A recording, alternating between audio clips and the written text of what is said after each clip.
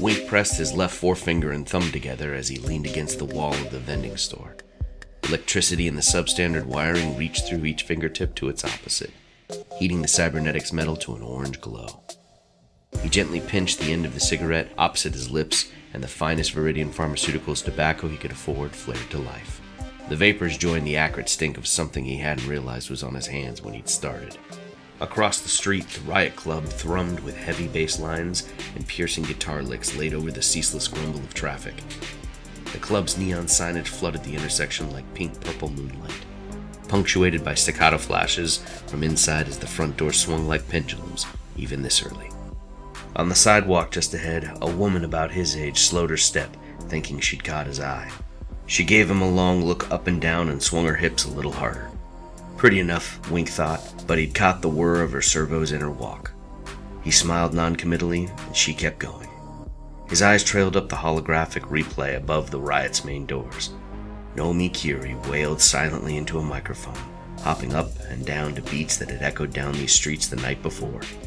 Even muted, the 10-foot figure was larger than life. Yeah, Wink thought behind a slow grin. That's more my speed. He stamped the remains of his cigarette into the sodden sidewalk, the fire hissing out. Rain from a few days ago lingered, slicking the streets and city walls with its residue. Even the spring sun hadn't burned through the sky-filling smear of clouds that still clung to the Rock City skyline, leaving the rainwater nowhere to go. What might have been a cleansing shower had only left night sweats beneath a heavy blanket.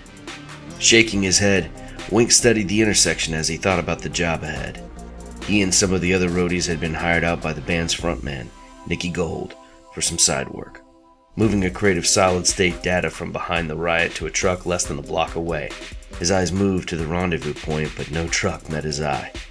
He wasn't surprised. There were several hours until showtime.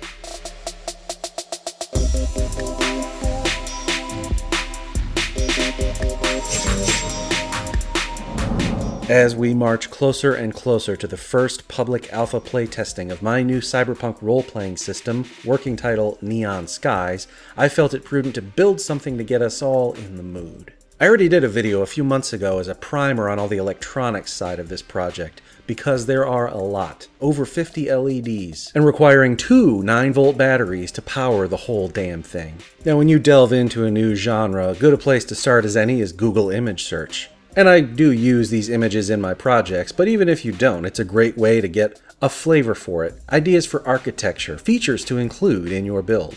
That's what I did here. In true cyberpunk style, I have stolen with reckless abandon. So if you see something that was clearly inspired by your work in this project, feel free to leave a comment below. Enough said, let's jack into the OmniNet. Oh man, how do I even go about dissecting what this project took? I knew I would need a large platter. I'm not going to use wood, so I got some double corrugated cardboard and did the double up thing to get quadruple layer cardboard. Great White Buffalo. If you orient your double corrugated cardboard 90 degrees, you get some rigidity in each direction. So I attached these with white glue, put them under plenty of weight overnight, and then came back to it. From there I returned it to a factory square corner, cut myself up a box, and hot glued on some sides. I think they're 1 inch tall, making sure that the corrugation is going vertically for strength. Also, I installed a rib underneath to give the center some support. Probably unnecessary, but whatever. Then I spent 2 weeks thinking and thinking and thinking about the layout. Finally, I made some big decisions and just drew on where the sidewalks and the street were gonna go. The street is cork, deliberately busted up and then rejoined back together partially. This is a bad part of town. Poorly kept, security bots and military tanks breaking up gang wars over the years. The street should be pretty well busted up. That said, I might have gone a little too far, straight through dystopian future to post-apocalypse, but it ends up looking okay.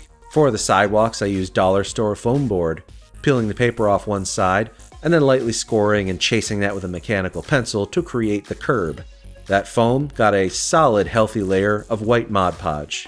And as it was drying, with a tilt of my head, I saw something wasn't quite right. And somehow, I mismeasured by a 1/4 inch on one side. So then I didn't sleep for a month. Then I came back and started painting it. First a coat of black, and then this pavement color as a fairly solid overbrush on the pavement, a light gray on the sidewalk, and an acrylic black paint wash over everything.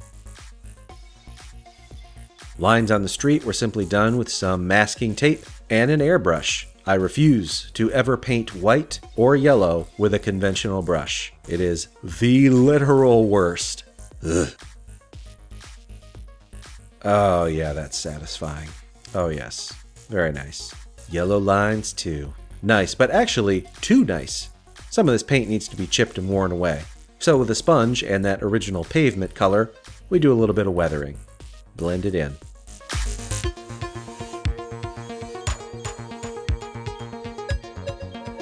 And for good measure, just to tie things together and grunge up the road a little more, one more application of that black wash. It's just acrylic craft paint, 10 parts water, 1 part paint, dries in like 20 minutes. Now I'm not going to do nitty-gritty on measurements for all the buildings. Suffice it to say, I used double corrugated cardboard and graphics medium chipboard. Lots of it. Lots of these sandwiches put together.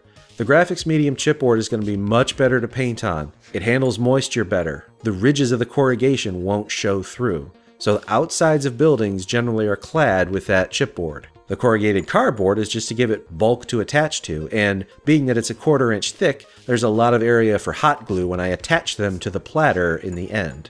All buildings were assembled, and in some cases fully painted, prior to gluing them into their spots.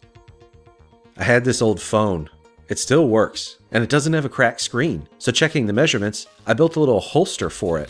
And by hot gluing one short edge of this box to it, it slides right in there, and all you see is the screen. This is going to be a rotating series of billboards.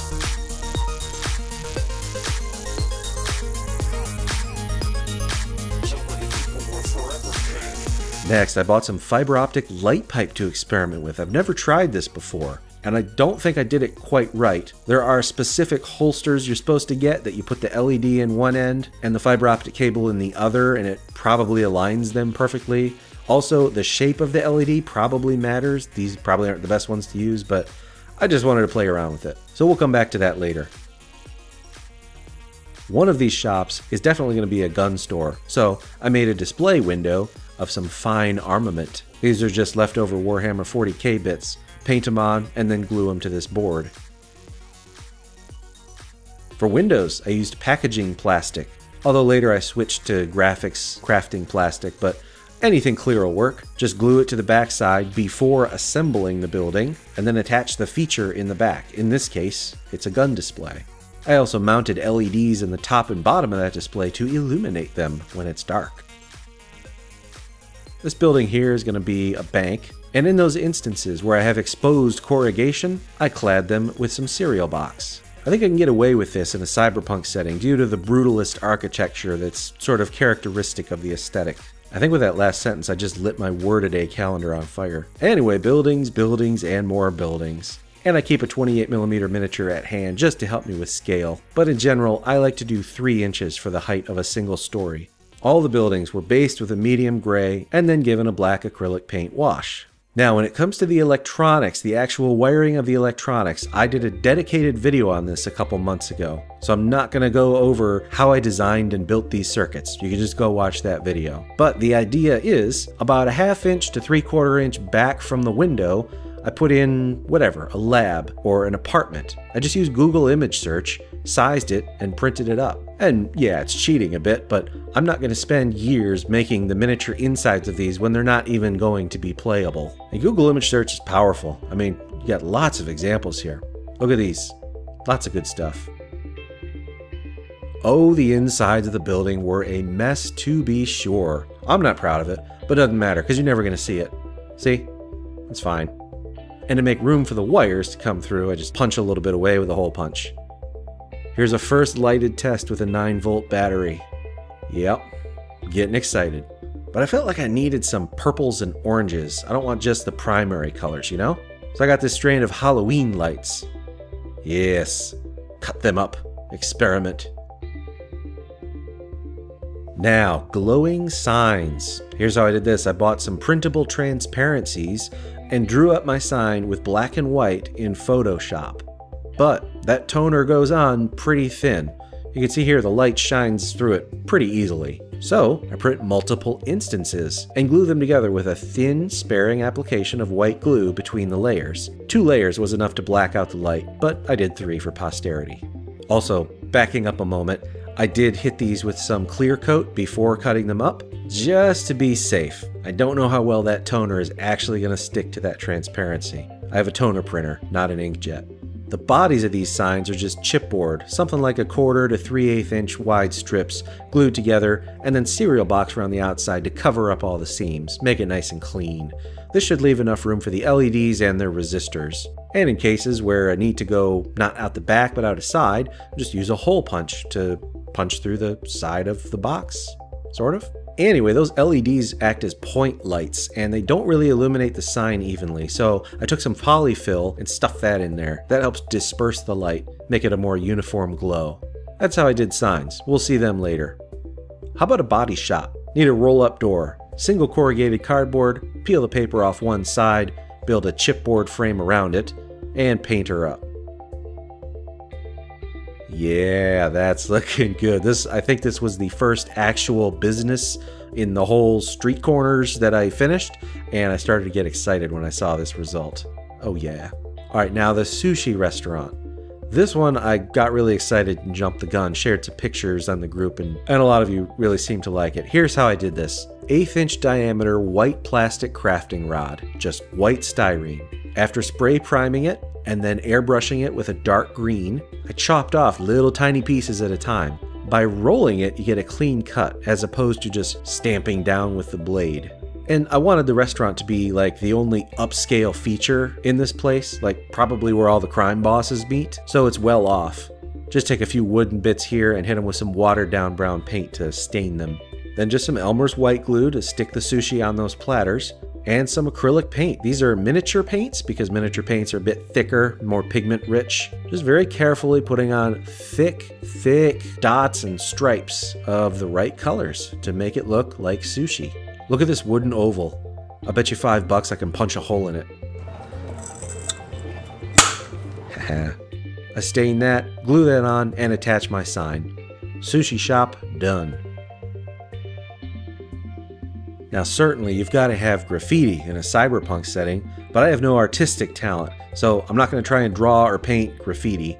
Instead, I bought some printable decal paper, downloaded a graffiti font, used Photoshop to put a little piece together, printed it, and tried it. Now my first attempt did not go super great. Actually, it went as bad as it could go. The clear part of the decal is supposed to water slide off of the white paper backing, and it didn't water slide.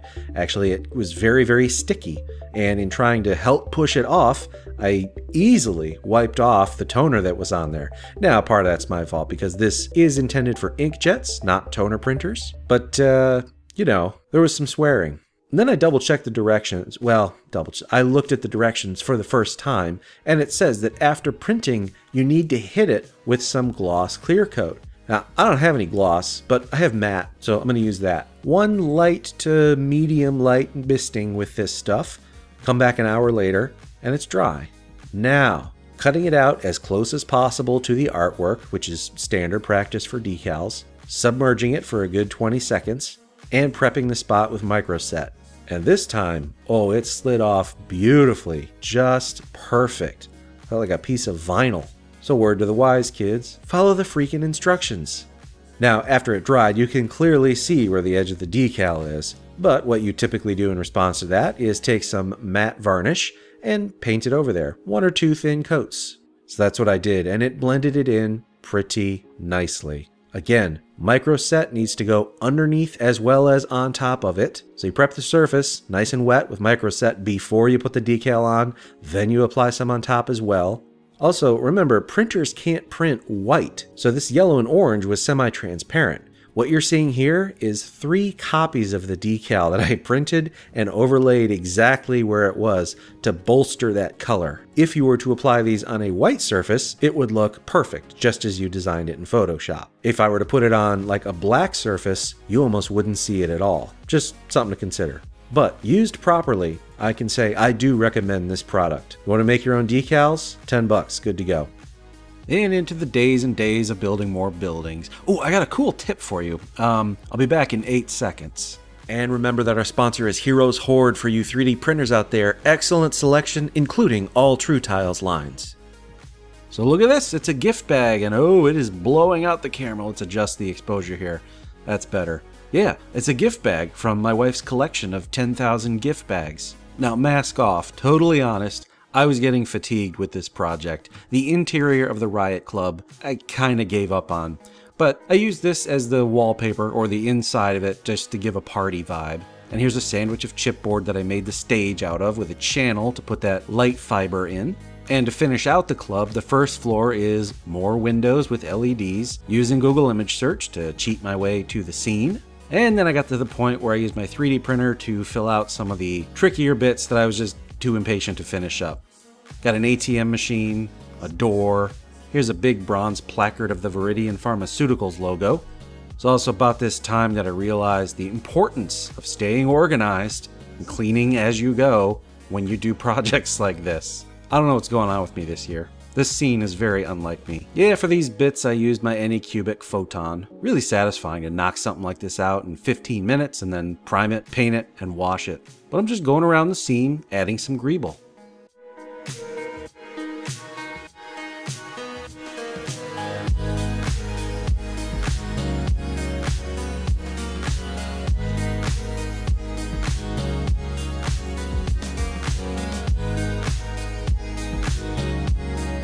Here's a poster I made for a fictional band called Chrome. And here's some little tiny flyers. Now this was one of those rare cases where I think a mixed media approach does work because it's all eclectic and hodgepodge. It makes things look more complicated than they really are. So some signs glow and some are just printed on paper. Look at these. I don't know what they are. I think they're anchors of some sort for the wall, but by painting those up and gluing them strategically to the rooftops, they make good mounting points for electrical wire.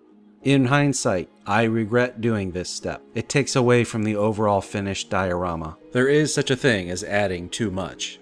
Here's some Vallejo environmental effects paints. I picked out all the ones that I thought could possibly be useful here. And then I just played around with it. This is stuff I don't usually do. Usually I'm content to just slather a whole piece with some grunge wash and let things fall where they may. So like deliberately thinking about where rain runnels might be. This is the first time I've ever done anything like this, and it is surprisingly easy and super rewarding.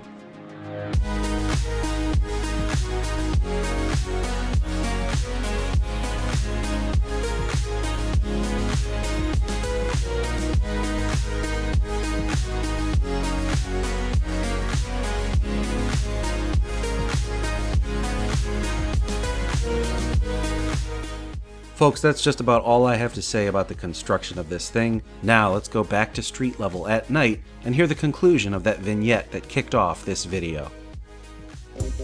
When they'd been told about the job, he'd wondered why anybody would want to store anything on such low tech. Then he'd heard some Patriotech dirty EMPs had fallen off another truck 3 blocks over last week. Those would wreck OmniNet data real quick, but those older drives were shielded. He hoped it was just a coincidence. The streets emptied in front of the armored Patriotech patrol as they marched under the dubious cover of midnight. Towering behind the front line, Private Arms Representatives was one of the newer models of Walker, each of its arms a weapon the size of the now abandoned cars ahead of it. Wink sheltered behind a pallet of drives hidden in the riot's back alley. He touched a subcutaneous stud on his jaw and muttered, "We got trouble, Nick." "Sit tight, my lad," came the calm reply. "Your saving grace is at hand." The hologram above the club's doors flickered as the story-tall figure of Nicky Gold appeared. Loudspeakers buzzed and popped as he screamed into the streets. "Let's give the people outside what they want. Forget ticket sales. Nah, man, nah. This is for the people out there in the streets. My people!" An incendiary anthem of revolution pounded through the intersection like a demolition charge, shaking the thick, bulletproof glass of the vending stores, rattling car alarms to wakefulness, and for a moment disorienting the Patriotech soldiers. "You want what you got coming?" Nicky's voice screeched higher than his guitars. "You gotta take it! Don't let him push you down! You got to take it!" It wasn't much, but it was all the spark that was needed. Here and there, rocks began to arc from the anonymous mass of the crowd toward the patrol. Batons came out. Guns were raised on both sides. Wink smiled and waved his bandmates towards the waiting truck a block down. "Let's move."